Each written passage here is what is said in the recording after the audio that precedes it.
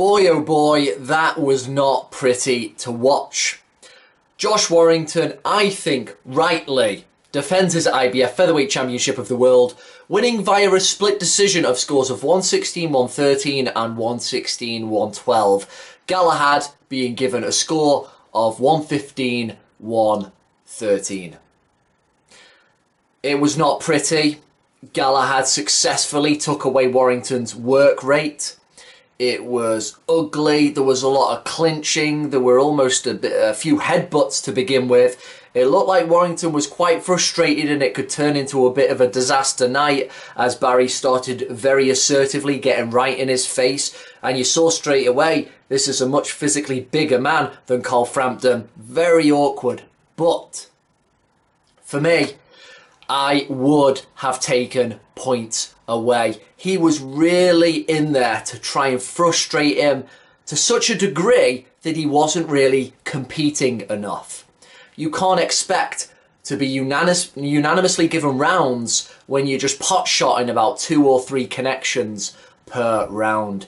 He did deserve quite a few of those rounds. It still was a close fight, but he knew the score. He was in Warrington's backyard. He had to do a lot to rip the title away. He was clinching far too much, but he was doing it in a really awkward manner. He wasn't locking Warrington down to enforce a referee separation. He just kept really awkwardly, spoiler-like, just messing with his arms, grabbing with them. And for me, I would have docked points. The referee kept warning him without doing anything, but you can't spoil to that degree when you're fighting that negatively and nothing comes of it. So factor in that the fact I think points should have been docked. And yeah, I'm going to give Warrington an awkward, not a great, points victory. Now, a lot of people are giving Warrington shit about, oh, you look crap against this guy, but you've got to remember, you've got to keep this in check. When a guy is insistent on fighting negative and just trying to shade the rounds and mainly make you miss and then just mess about when you're on the inside, it's really hard to get your boxing together. Nobody's pretended that Warrington is a Lomachenko. But when you've got a really negative guy in there like Galahad was tonight, too negative, and he will know that. I know they'll be going back and they'll be saying we deserve the decision, but he wasn't throwing enough, he wasn't connecting enough, and it was Warrington, even when he was scrappy, who was showing that positive body language, coming forward, trying to make things happen that means so much more, especially when you're in your hometown.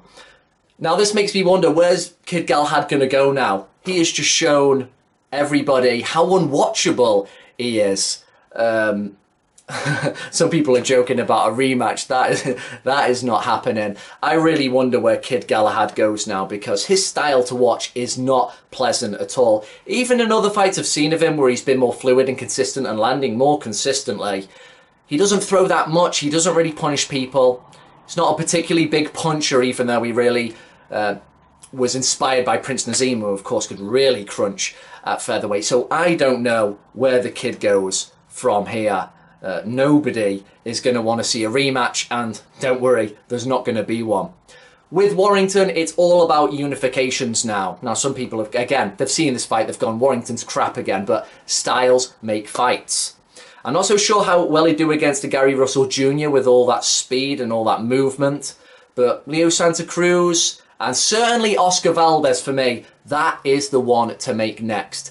The featherweight WBO champion of the world, that would be a great unification fight. He wings away, he's got a real big punch. I think his style with Warrington's would gel really nicely. So overall, an awkward night. More awkward than I thought it would be. Galahad took away Warrington's work rate, but too negative. Deserved to lose in the backyard. Warrington now goes on. Let's see that unification against Valdez.